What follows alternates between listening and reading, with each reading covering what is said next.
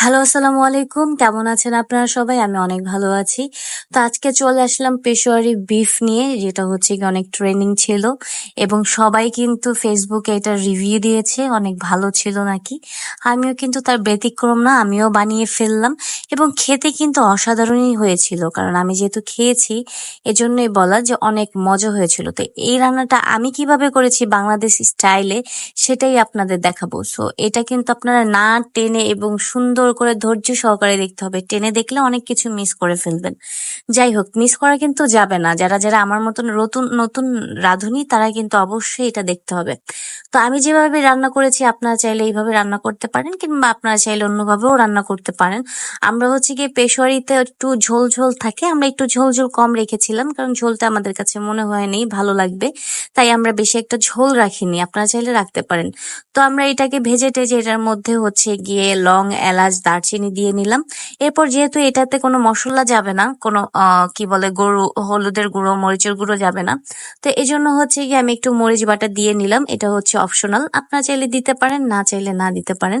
আমি আসলে ঝাল খেতে পছন্দ করি, তাই হচ্ছে গিয়ে আমি মরিচ বাটাটা দিয়ে নিলাম, যেহেতু এটা সুন্দরই লাগবে, যেহেতু এটা কোনো কালার নেই, খেতেও মজা লাগবে। তো এরপরে হচ্ছে গিয়ে আমি রসুন, আদা, মরিচের বাটা এটা দিয়ে নিয়ে একটু কষিয়ে রেখে একটু ঢেকে দিব, কারণ ঢেকে দিলে মাংসটা একটু সিদ্ধ হবে। যাই হোক, মোটামুটি হয়ে গিয়েছে। এরপরে হচ্ছে গোটা করে আলু, যেটা বড় বড় করে দিতে হবে। রসুন খাইলে আপনারা রসুন দিতে পারেন, একদম বড় বড় করে রসুন দিবেন, এবং পেঁয়াজটাও আপনার দিতে হবে অনেক বড় বড় করে। তো এই যে দেখেন কত সুন্দর লাগছে, ঠিক না? ইয়ামি ইয়ামি লাগছে। তো আমার কাছে কিন্তু দেখতেই খুব লোভনীয় লাগছে, কিন্তু সত্যি কথা বলতে অনেক খেতে ভালো ছিল। তারপরে আমরা একটু টেস্ট বাড়ানোর জন্য একটু দুধ দিয়ে নিলাম। আপনারা চাইলে এটা স্ক্রিপ করতে পারেন, কিন্তু আমরা দিয়েছিলাম। তো এই যে দেখেন কত সুন্দর লাগছে, দেখেন টকবক করে ফুটছে। এরপরে যেটা করেছিলাম, আমরা এটার ভিতরে একটু ক্যাপসিকাম দিয়ে দিয়েছিলাম, মনে হচ্ছিল যে দিলে হয়তো বা ভালো লাগবে। হ্যাঁ, সত্যি খুব ভালো ছিল, খেতে কিন্তু অসাধারণ ছিল। এটা কিন্তু আমি মিথ্যা বলছি না, আমি যেহেতু এটা রিভিউ দিয়েছিলাম, সো এটা কিন্তু খেতে অনেক মজা হয়েছে। এরপর একটু লেবুর রস দিয়ে নিলাম, কারণ এতে একটু টক মিষ্টি ঝাল আসবে, খুবই খেতে ভালো লাগে। তো আমি কিন্তু নরমালি দেশি স্টাইলে করেছি, অনেকে ওইটা ফলো করে দেয়, কিন্তু না, আমি আমার মতন করে দিয়েছিলাম।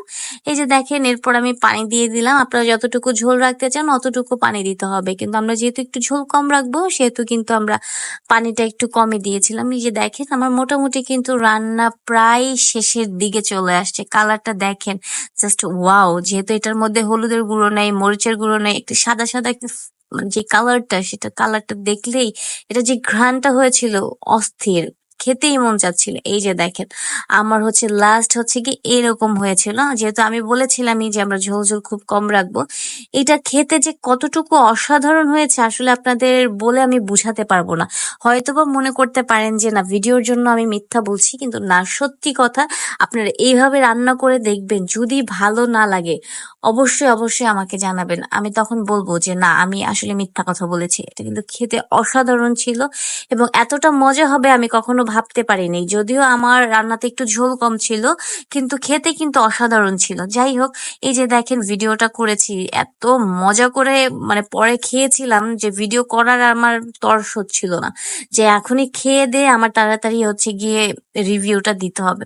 যাই হোক, আমি খেয়েছি, আমার খুব তৃপ্তি সহকারে খেয়েছি। আপনারা সবাই আমার সাথে ভালো থাকবেন, ভালো থাকবেন। আসসালামু আলাইকুম।